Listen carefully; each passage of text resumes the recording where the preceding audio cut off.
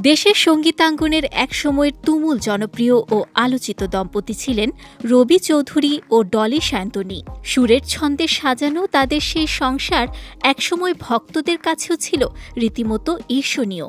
তবে হঠাৎ করেই বিচ্ছেদের সুরে পতন ঘটে সেই ছন্দে।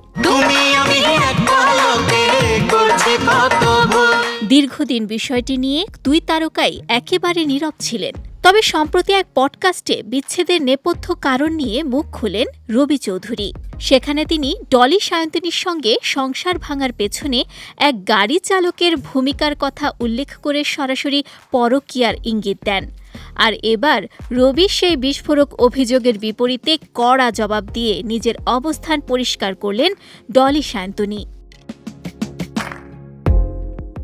মধ্যরাতে সামাজিক যোগাযোগ মাধ্যমে এক স্ট্যাটাসে তিনি ক্ষোভ প্রকাশ করে লিখেন, সম্প্রতি আমাদের পরিবার ও ব্যক্তিগত জীবন নিয়ে যে বিভ্রান্তিকর ও ভিত্তিহীন তথ্য ছড়ানো হচ্ছে তা সম্পূর্ণ মিথ্যা ও উদ্দেশ্যপ্রণোদিত।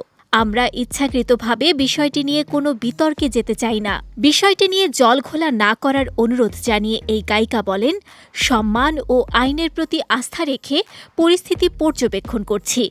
ব্যক্তিগত বিষয়কে অযথা আলোচনার বিষয় বানাবেন না। আমাদের নীরবতাকে দুর্বলতা ভাবার কোনো সুযোগ নেই। বিচ্ছেদের প্রেক্ষাপট মনে করিয়ে দিয়ে ডলি স্পষ্ট করে বলেন, ডিভোর্স প্রসঙ্গে নানা কথা বলা হচ্ছে। স্পষ্ট করে বলতে চাই, ডিভোর্স আমি দিয়েছিলাম। কেন দিয়েছিলাম সেটি এই মুহূর্তে আর বলতে চাই না। ডিভোর্স দেওয়ার পর সেই সময়ের প্রকাশ্যে প্রেস কনফারেন্সে বিস্তারিত বলে দিয়েছিলাম। অতএব এত বছর পর এসব নিয়ে উদ্দেশ্যমূলক বিভ্রান্তি তৈরির কোনো সুযোগ নেই।